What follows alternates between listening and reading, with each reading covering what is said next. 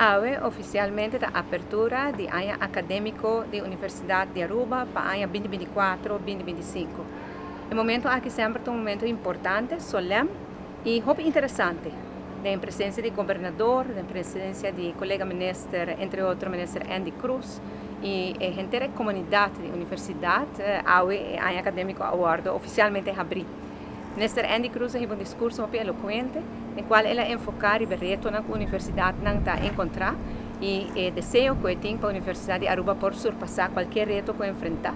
Ela anunciou também que tem mais de 300 estudantes novos que estão começar a universidade agora aqui, especialmente o setting novo aqui na Den Maria Convent, que recentemente aguardo remodelar completamente com o Fundo da União Europeia e a faculdade nova do sistema, no qual aqui na está dando les, ela deseja ter o êxito.